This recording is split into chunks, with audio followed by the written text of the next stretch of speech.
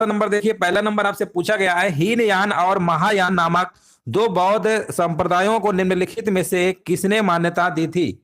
चलिए कमेंट करिए यहाँ पे राइट आंसर क्या होगा। हाँ, यहाँ पर किसने मान्यता दी थी, आपको जवाब देना है। राइट आंसर आपका यहाँ पर क्या होगा?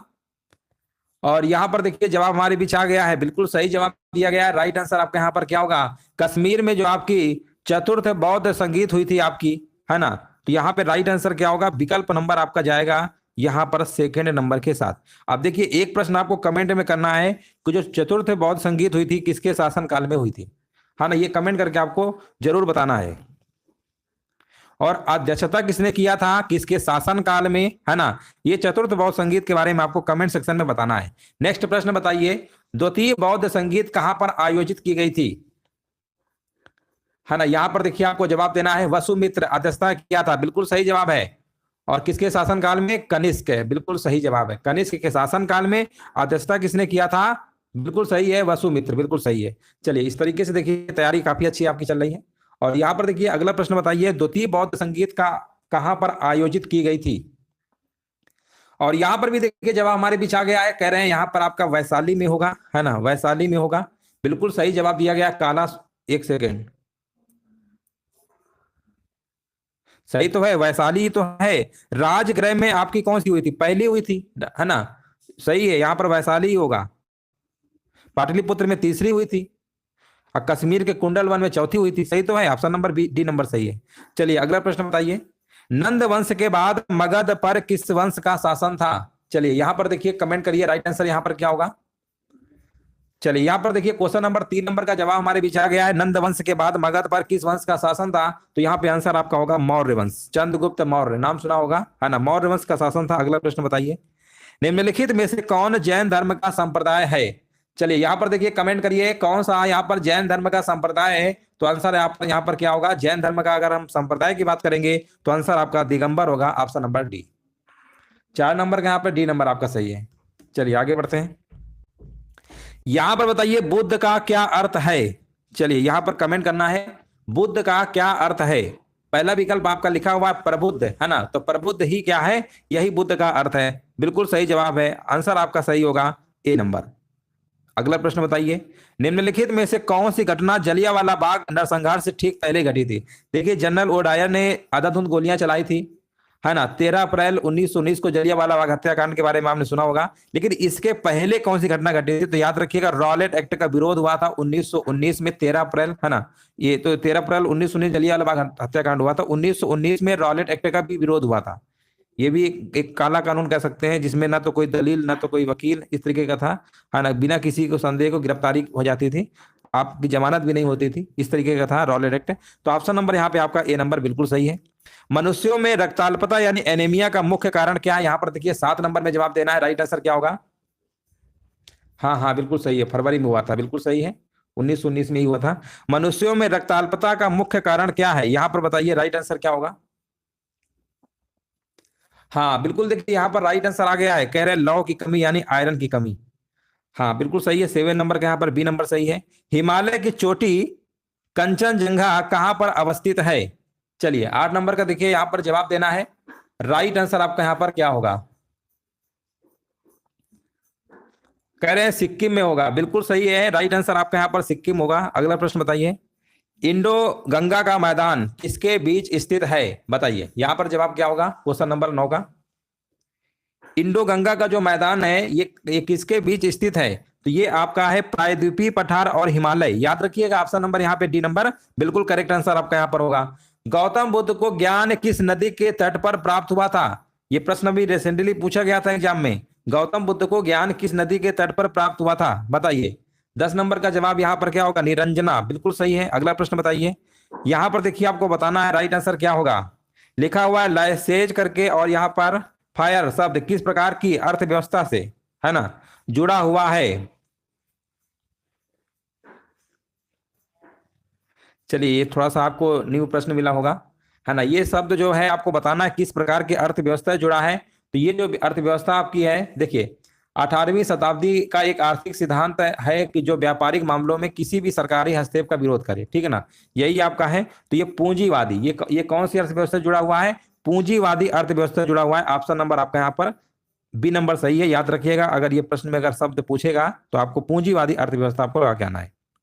किसी भी विकसित अर्थव्यवस्था में, चलिए, किसी भी विकसित अर्थव्यवस्था में सबसे अधिक रोजगार किस क्षेत्र में होता है? देखिए, प्राथमिक, द्वितीयक और तृतीयक। प्राथमिक में आपका कृषि क्षेत्र है ना, उद्योग क्षेत्र वगैरह द्वितीयक में आता है, और सेवा क्षेत्र, सेवा क्षेत्र में सबसे ज्यादा यानी तृतीयक। ऑप्शन नंबर आपको यहाँ पर डी नंबर लगा के आना है। अगला प्रश्न बताइए, पहली बार आत्मनिर्भरता के उद्देश्य को किस पंचवर्षीय योजना में शामिल किया गया था? पहली बार आत्मनिर्भरता के उद्देश्य को किस पंचवर्षीय योजना में शामिल किया गया था? यहां पर जवाब दीजिए क्या होगा क्वेश्चन नंबर 13 का, और यहां पर आपका आ जाएगा तृतीय पंचवर्षीय योजना में आपका शामिल किया गया था। अगला प्रश्न बताइए, भारतीय संविधान का अनुच्छेद नंबर 21 यहां पर रिक्त स्थान है का अधिकार देता है, यानी किसका अधिकार देता है? पहला विकल्प है आपका धर्म की स्वतंत्रता का अधिकार, समानता का, या जीवन का अधिकार। बिल्कुल सही है, जीवन का अधिकार है। अगला प्रश्न बताइए, निम्नलिखित में से कौन डेवलपमेंट एज फ्रीडम, है ना, डेवलपमेंट एज फ्रीडम पुस्तक के लेखक कौन है? बताइए। यहां पर बताइए राइट आंसर क्या होगा 15 नंबर का। डेवलपमेंट एज फ्रीडम पुस्तक के लेखक कौन है? तो यहां पर आंसर होगा अमर्त्य सेन। ऑप्शन नंबर यहां पर क्या होगा? सी नंबर बिल्कुल करेक्ट आंसर आपका है। प्रकाश तरंगे किस प्रकार की तरंगे होती है? प्रश्न ने बहुत बार कराया प्रकाश तरंगे। देखिए प्रकाश, यहां पर प्रा आ रहा है ना, तो समझिए प्रा कहां पे लगा हुआ है? अनुप्रस्थ तरंगे। अब इसी में एक प्रश्न और बनता है, ध्वनि तरंगे कैसी है? देखिए आधा था बना है, तो यहाँ पर अनुदैर्ध्य तरंगे। तो कंफ्यूज बिल्कुल नहीं होना है, जब ध्वनि तरंगे पूछेगा अनुदैर्ध्य, प्रकाश तरंगे पूछेगा तो अनुप्रस्थ तरंगे। अगला प्रश्न बताइए, प्रतिबाधा का मात्रा क्या होता है? ये प्रश्न करवा चुके हैं, है ना। प्रतिबाधा का मात्रा क्या होता है? तो यहाँ पे आंसर आपको ओम लगा के आना है। अगला प्रश्न बताइए, पटना पक्षी अभयारण्य कहां पर है? चलिए क्वेश्चन नंबर देखिए 18 नंबर का जवाब देना है। पटना पक्षी अभयारण्य कहां पर है? और यहां पर भी देखिए जवाब हमारे बीच आ गया है, कह रहे हैं एटा। बिल्कुल सही जवाब है, ऑप्शन नंबर यहाँ पे डी नंबर बिल्कुल करेक्ट आंसर आपका यहाँ पर होगा। सुबह का तारा किस ग्रह को कहा जाता है? चलिए 19 नंबर का जवाब देना है, सुबह का तारा किस ग्रह को कहा जाता है? 19 नंबर कह रहे हैं सी नंबर होगा, बिल्कुल सही है। अगला प्रश्न बताइए, मोहिनी अट्टम शास्त्रीय नृत्य किस राज्य से संबंधित है? ये भी प्रश्न हम करवा चुके हैं। मोहिनी अट्टम शास्त्रीय नृत्य किस राज्य से संबंधित है? हाँ यहां पर केरल होगा, बिल्कुल सही है। अगला प्रश्न बताइए, रानी लक्ष्मीबाई का जन्म किस शहर में हुआ था? रानी लक्ष्मीबाई का जन्म जो है किस शहर में हुआ था? 21 नंबर का कमेंट आ चुका है, कह रहे हैं यहां पर, है ना, यहां पर जवाब आ गया वाराणसी बताया जा रहा है। चलिए सभी लोगों का जवाब सही है ना, वाराणसी पे हुआ था। अब झांसी मत लगा दीजिएगा, झांसी की रानी लक्ष्मीबाई, है ना, तो यहाँ पर वाराणसी में इनका जन्म हुआ था। अगला प्रश्न बताइए, उत्तर प्रदेश यहाँ पर रिक्त स्थान है के लिए प्रसिद्ध है। तो देखिए उत्तर प्रदेश किसके लिए प्रसिद्ध है? विकल्प आपके दिए गए, पहला ही विकल्प आपका यहाँ पर क्या होगा? सही होगा, चुनार, काली मिट्टी, बर्तन, बिल्कुल सही है। चलिए आगे बढ़ते हैं, उत्तर प्रदेश में कौन सी मृदा अधिकतम पाई जाती है? बताइए, उत्तर प्रदेश में कौन सी मृदा अधिकतम पाई जाती है? तो यहाँ पर आपकी होगी जलोढ़ मृदा। जलोढ़ मृदा जो है सबसे अधिक पाई जाती है। किस वर्ष उत्तर प्रदेश की राजधानी आगरा से इलाहाबाद स्थानांतरित हुई थी? बताइए। 24 नंबर का जवाब देना है, यहाँ पे राइट आंसर क्या होगा? और 24 नंबर का यहाँ पर कमेंट भी आ चुका है, कह रहे हैं 1858, बिल्कुल सही है ना, बिल्कुल सही जवाब दिया गया है। अगला प्रश्न बताइए, इनमें से कौन मच्छर जनित बीमारी नहीं है? मच्छर जनित बीमारी नहीं है, तो मलेरिया भी मच्छर से होता है, मादा एनोफिलीज मच्छर, है ना, डेंगू भी मच्छर से होता है, चिकनगुनिया कहीं ना कहीं ये सब मच्छर से जनित। लेकिन जो टाइफाइड होता है ना, टाइफाइड आपका नहीं होगा, क्योंकि टाइफाइड क्या होता है? दूषित जल और खाने पीने से ही होता है ये, है ना, टाइफाइड। ऑप्शन नंबर यहाँ पे डी होगा। अगला प्रश्न बताइए, निम्नलिखित में से किसने वित्तीय स्थिरता रिपोर्ट दिसंबर 2022 में जारी की? बताइए, यहाँ पे राइट आंसर क्या होगा? 26 नंबर का। किसने वित्तीय स्थिरता रिपोर्ट दिसंबर 2022 में जारी की? और यहां पर देखिए जवाब आ गया है, कह रहे हैं RBI, reserve bank of India, बिल्कुल सही है। 26 नंबर का आपका ए नंबर सही है। दीन आ इलाही जो ये शुरुआत किया था, किसने किया था? ये भी प्रश्न ने बहुत बार कराया है ना। दीन आ इलाही शुरुआत किया गया था अकबर के द्वारा। मुगल काल में जो अकबर थे अनपढ़ थे, पढ़े लिखे नहीं थे, और इन्होंने दीन इलाही की शुरुआत किया था। अगला प्रश्न बताइए, मुद्रा स्फीति के दौरान मुद्रा का मूल्य बढ़ता है, घटता है, स्थिर रहता है, या इनमें से कोई नहीं? चलिए 28 नंबर का देखिए, यहाँ पर कमेंट हमारे बीच आ गया है, कह रहे हैं घटता है, बिल्कुल सही जवाब है ना, बिल्कुल करेक्ट आंसर दिया गया है।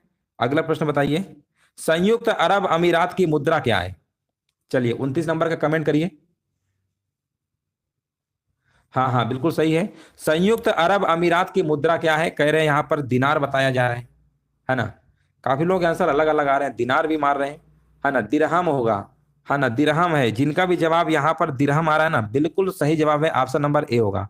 सी वाले बिल्कुल ध्यान दें, है ना, दिनार नहीं है, यूएई की पूछ रहे हैं, ठीक है ना, यहाँ पर यूएई की, सऊदी अरब की नहीं पूछे हैं। चलिए आगे बढ़ते हैं। नीली क्रांति भारत में पहली बार निम्नलिखित में से किस पंचवर्षीय योजना के दौरान शुरू की गई थी? नीली क्रांति बताइए, है ना, यहां पर देखिए जवाब देना है, कौन सी पंचवर्षीय योजना, है ना, इतना हम आपको हिंट दे दे रहे हैं, 1985 और 90 के दरमियान, है ना, बताइए कौन सी पंचवर्षीय योजना थी, है ना, यहां पर आपको बताना है। ये देखिए मत्स्य पालन आपका ये नीली क्रांति संबंधित है, और ये आपकी थी 7वीं पंचवर्षीय योजना, है ना, 7वीं पंचवर्षीय योजना थी आपकी। अगला प्रश्न बताइए, सौर मंडल के किस ग्रह का रंग नीला हरा है?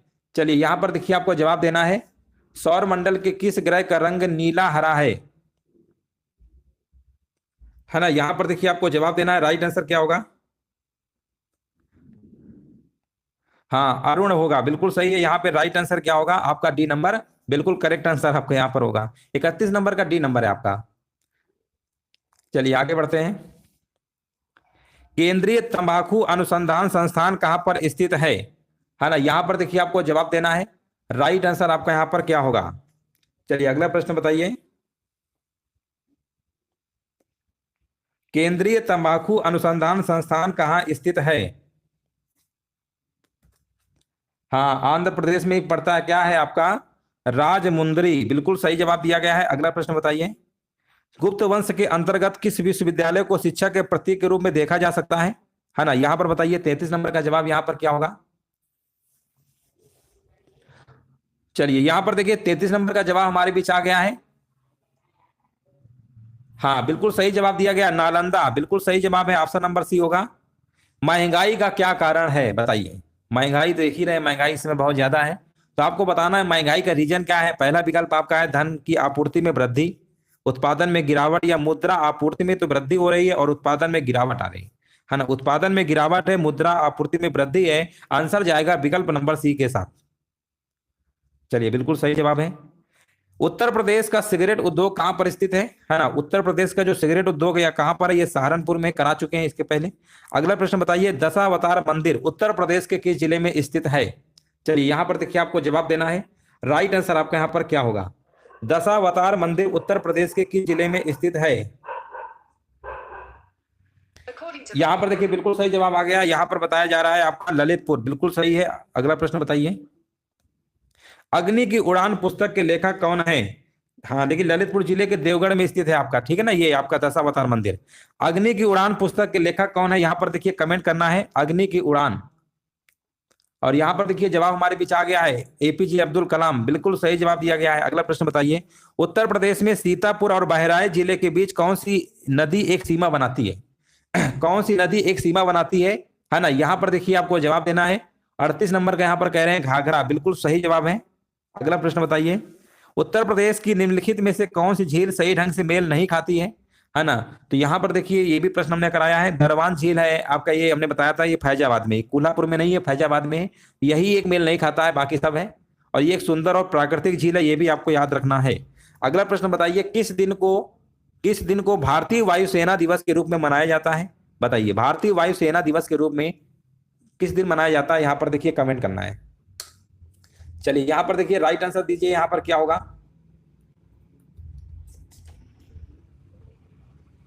हाँ, यहां पर देखिए जवाब आ गया है, कह रहे हैं 8 अक्टूबर को मनाया जाता है, बिल्कुल सही जवाब दिया गया है। अगला प्रश्न बताइए, 2022 में 8वें अंतरराष्ट्रीय योग दिवस की थीम क्या? देखिए योग दिवस, अंतरराष्ट्रीय योग दिवस 21 जून को मनाया जाता है, जो 2022 में मनाया गया उसकी थीम आपको बताना है, थीम क्या थी, है ना, थीम बताया जा रहा है मानवता के लिए योग, बिल्कुल सही है ना, मानवता के लिए योग, बिल्कुल सही है। अगला प्रश्न बताइए, ब्रिटिश हाउस ऑफ कॉमन्स के लिए चुनाव लड़ने वाले पहले भारतीय कौन थे? चलिए यहां पर देखिए आपको जवाब देना है, ब्रिटिश हाउस ऑफ कॉमन्स के लिए चुनाव लड़ने वाले कौन थे? देखिए अगर हम ये प्रश्न पूछते हैं कि ब्रिटिश संसद के सदस्य के रूप में, है ना, ब्रिटिश संसद के सदस्य के रूप में, तब आपके पहले भारतीय आपके दादा भाई नौरोजी हो जाएंगे, ये कंफ्यूजन पॉइंट है।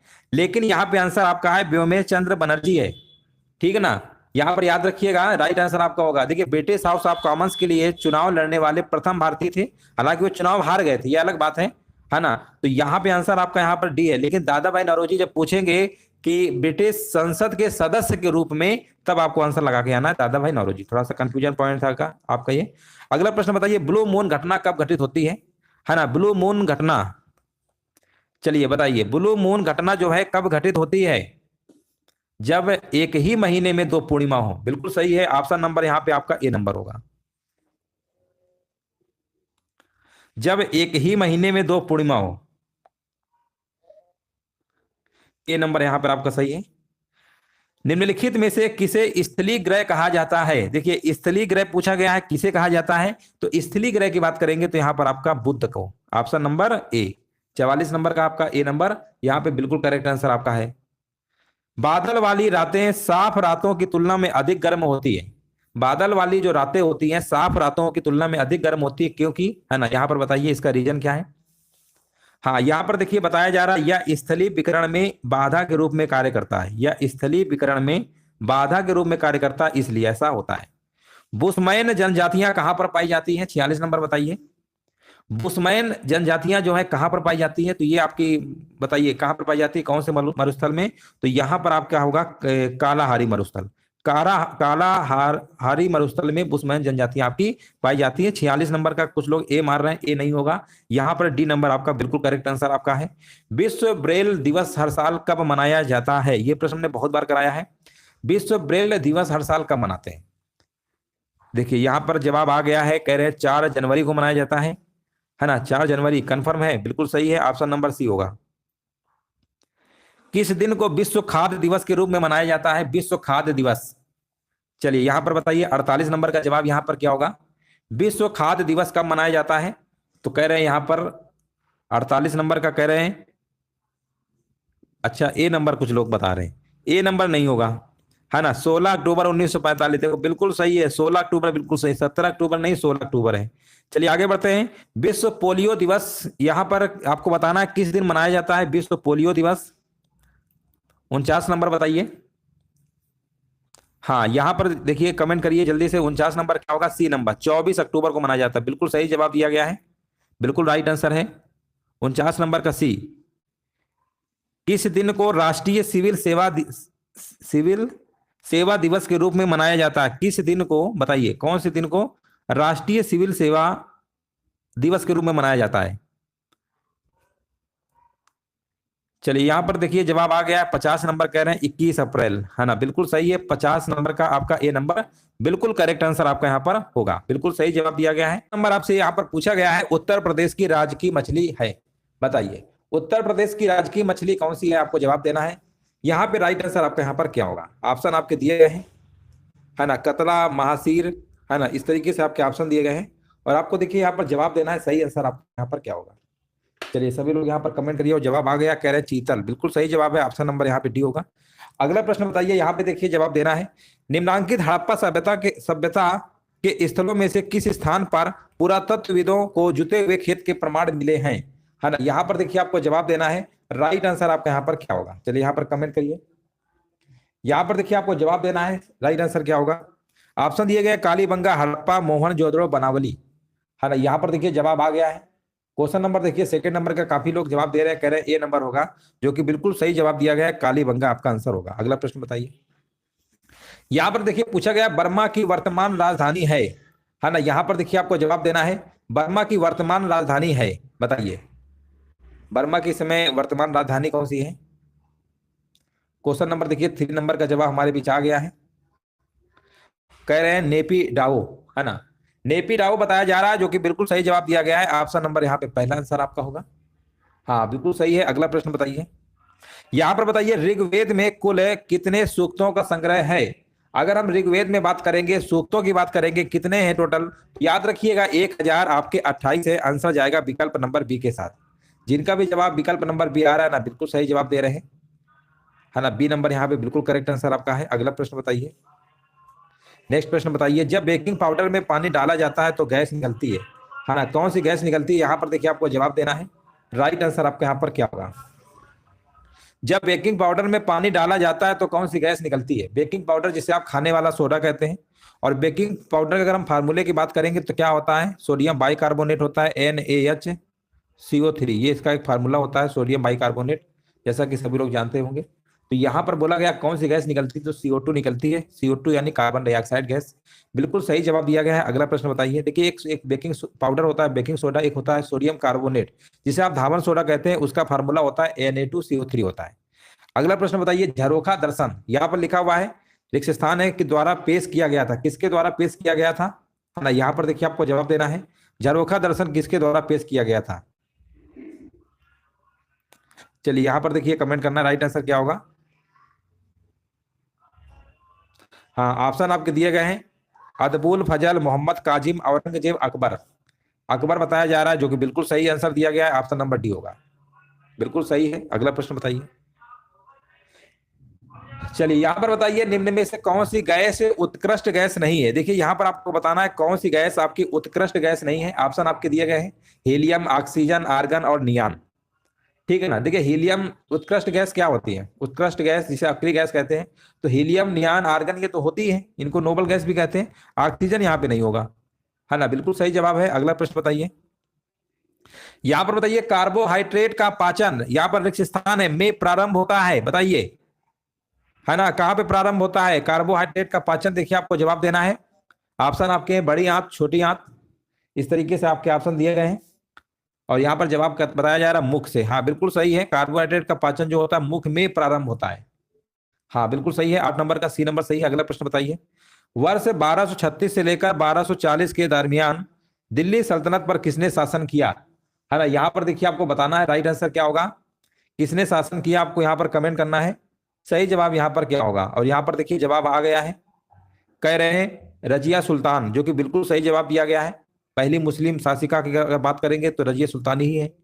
अगला प्रश्न बताइए। जीएसटी यानी गुड्स सर्विस एंड टैक्स, इसका फुल फॉर्म होता है, ये लिखा हुआ है वे संविधान संशोधन अधिनियम द्वारा पारित किया गया था। बताइए जीएसटी जो है आपका ये किस संविधान संशोधन द्वारा पारित किया गया था? हाँ 1 जुलाई में तो हुआ था, ठीक है, लेकिन यहाँ पर संविधान संशोधन बताना है। संविधान संशोधन आपका कौन सा नंबर था? 101वां, बिल्कुल सही है। अगला प्रश्न बताइए। नेक्स्ट प्रश्न बताइए। जब 1942 में भारतीय राष्ट्रीय कांग्रेस ने भारत छोड़ो आंदोलन शुरू किया तब उस समय भारत के वायसराय कौन थे? देखिए भारत के वायसराय कौन थे, एक बार प्रश्न ये भी पूछा गया था। जब द्वितीय विश्व युद्ध हो रहा था तो उस समय भारत के वायसराय कौन थे? देखिए द्वितीय विश्व युद्ध की बात करेंगे, द्वितीय विश्व युद्ध आपका 1939 से लेकर 45 तक चला था, 1942 भी इसी दरमियान आएगा। हाँ तो यहाँ पर याद रखिएगा लॉर्ड लिनलिथगो। ऑप्शन नंबर यहाँ पे ए नंबर बिल्कुल करेक्ट आंसर आपका होगा। अंग्रेजी यहाँ पर लिखा हुआ है किस राज्य केंद्र शासित प्रदेश की आधिकारिक भाषा है? बताइए 12 नंबर का जवाब दीजिए, यहाँ पर क्या होगा? 12 नंबर का देखिए कह रहे हैं 2017 में आया था जीएसटी, बिल्कुल सही बात है। चलिए यहाँ पर बताइए अंग्रेजी किस राज्य केंद्र शासित प्रदेश की आधिकारिक भाषा है? आधिकारिक भाषा है कह रहे हैं कुछ लोग पांडिचेरी मार रहे हैं, पांडिचेरी नहीं है ना। जिनका भी जवाब नागालैंड आ रहा है ना, बिल्कुल सही जवाब दिया गया है। अंग्रेजी वहां की क्या है? राज्य भाषा है, बिल्कुल सही है वहां की। ऑप्शन नंबर यहाँ पे सी होगा, नागालैंड। नागालैंड की राजधानी क्या है? कोहिमा है। अगला प्रश्न बताइए। कीटनाशक उर्वरक से कौन सा प्रदूषण होता है? कीटनाशक उर्वरक से कौन सा प्रदूषण होता है? यहाँ पर देखिए आपको जवाब देना है, राइट आंसर क्या होगा? कीटनाशक उर्वरक से हमेशा याद रखिएगा, इससे क्या होगा? देखिए कीटनाशक क्या होता है, उर्वरक क्या होता है, खेती किसानी में देखा होगा तो वहां मृदा प्रदूषण होगा क्योंकि जमीन से रिलेटेड है। तो आंसर जाएगा विकल्प नंबर सी के साथ। अगला प्रश्न बताइए। निम्नलिखित में से कौन उत्तर प्रदेश का शास्त्रीय नृत्य है? कौन सा है? कथकली, रासलीला, कथक और चारकुला, है ना। उत्तर प्रदेश का शास्त्रीय नृत्य बताइए इनमें से कौन सा है? 14 नंबर का देखिए यहाँ पर जवाब आ गया है। काफी लोगों को जवाब अलग अलग आ रहा है, कुछ लोग यहाँ पर डी मार रहे हैं। 14 नंबर का देखिए आपको जवाब देना है, कह रहे हैं डी नंबर होगा। डी भाई नहीं होगा। देखिए यहाँ पर शास्त्रीय नृत्य की बात हो रही है, नृत्य शास्त्रीय की बात होगी तो कथक ही तो है उत्तर भारत का, अपने इधर उत्तर प्रदेश का।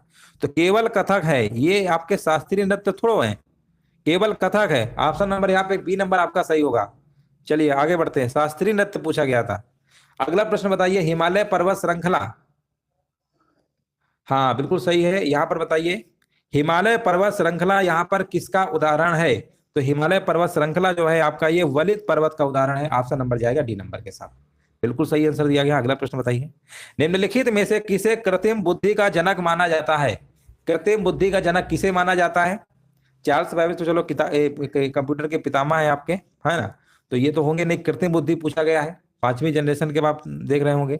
बताइए कृत्रिम बुद्धि कौन सा है? यहाँ पर आंसर होगा John McCarthy, option number D होगा। काफी लोग ए मार रहे हैं, डी नंबर है यहाँ पे। चलिए आगे बढ़ते हैं। ग्लोबल वार्मिंग के कारण क्या होता है? बताइए ग्लोबल वार्मिंग के कारण क्या होता है? ऑप्शन बताइए यहाँ पर क्या होगा? फसल की उपज में वृद्धि होती है ना, तो इसके क्या होता है? इसमें होता क्या है? इसमें समुद्र के स्तर में वृद्धि देखने को मिलती है। ऑप्शन नंबर यहाँ पर क्या होगा? डी नंबर आपका सही है। अगला प्रश्न बताइए, निम्नलिखित में से कौन कैल्शियम कार्बोनेट का एक रूप है? देखिए कैल्शियम कार्बोनेट का फार्मूला होता है CaCO3, है ना, कैल्शियम कार्बोनेट। और यहाँ पर रूप पूछा गया है, तो रूप के बारे में आपको समझ में आ गया होगा, चूना पत्थर, ठीक है ना, चूना पत्थर बिल्कुल सही है। अगला प्रश्न बताइए, भारतीय संविधान में पहला जो संशोधन हुआ था वो कब किया गया था? 19 नंबर का देखिए जवाब देना है। भारतीय संविधान में पहला संशोधन कब किया गया था? यहां पर जवाब आ गया, कह रहे 1951, बिल्कुल सही है। हाँ 19 नंबर का आपका सी नंबर होगा, बिल्कुल सही है। अगला प्रश्न बताइए, यहां पर देखिए पूछा गया सब्जियों और साग की कृषि को, यहां पर लिखा हुआ रिक्त स्थान है, यहां पर लिखा हुआ के रूप में जाना जाता है। सब्जियों और साग की कृषि को ये जाना जाता है आपका ओलेरी कल्चर। ऑप्शन जाएगा विकल्प नंबर डी के साथ। चलिए बिल्कुल सही है। अगला प्रश्न बताइए, स्वामी विवेकानंद का मूल नाम क्या था? चलिए कमेंट करिए यहाँ पे राइट आंसर बताइए क्या होगा। यहाँ पर देखिए आपको जवाब देना है, स्वामी विवेकानंद का मूल नाम क्या था?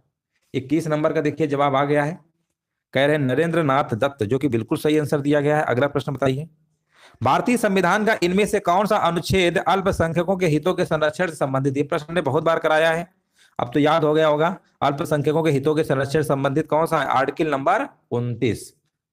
चलिए आगे बढ़ते हैं, ब्रिटिश भारत का अंतिम मुगल सम्राट कौन था? ब्रिटिश भारत का अंतिम मुगल सम्राट कौन था? यहां पर देखिए जवाब देना, राइट आंसर क्या होगा? 23 नंबर का जल्दी से यहाँ पर कमेंट करिए।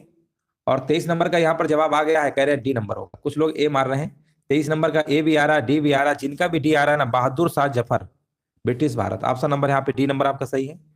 अगला प्रश्न बताइए, ट्राई यानी TRAI, ट्राई का पूर्ण रूप क्या होता है? ये टेलीकॉम सेक्टर से जुड़ा हुआ आपका है ट्राई।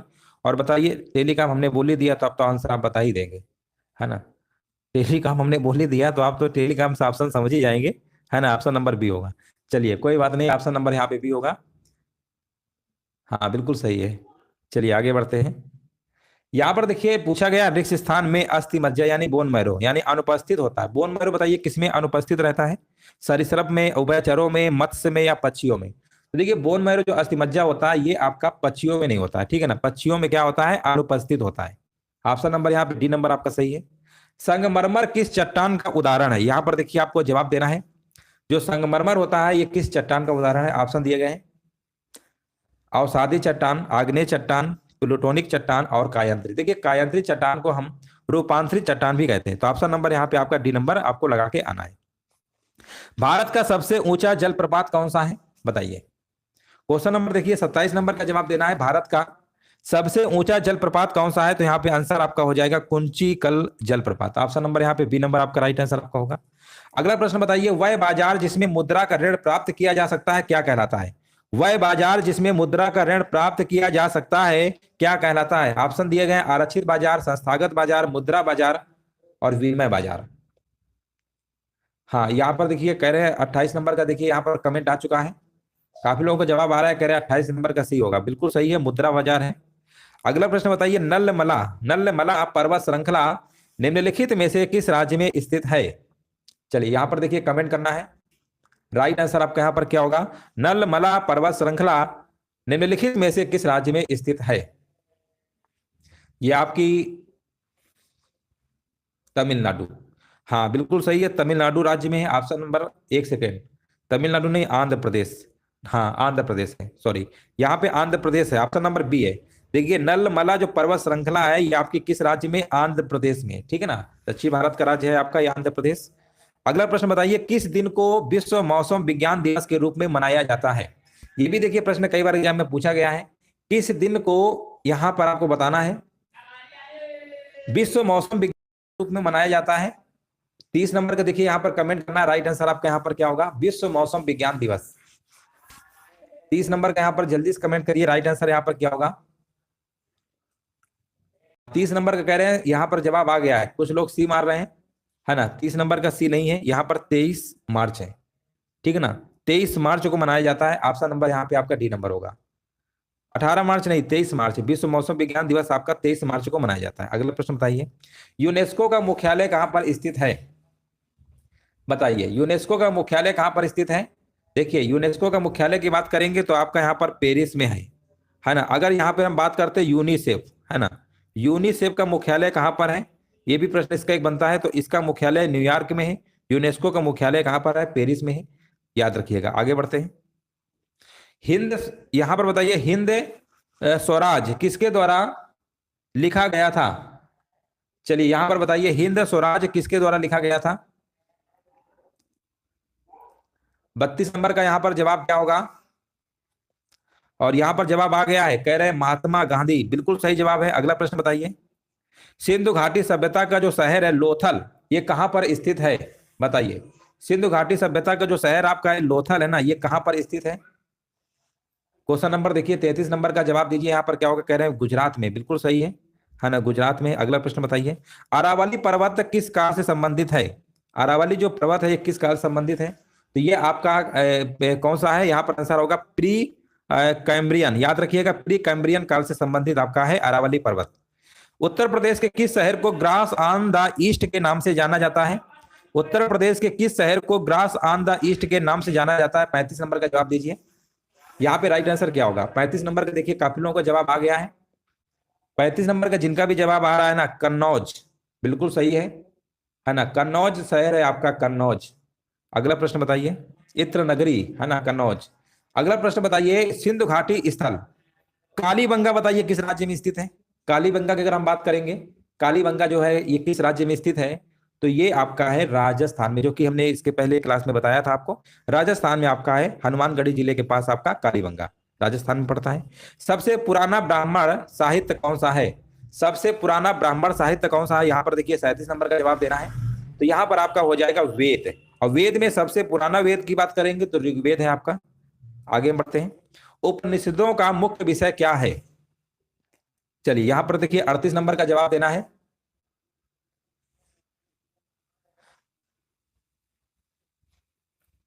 हाँ हाँ बिल्कुल, चलिए आगे बढ़ते हैं।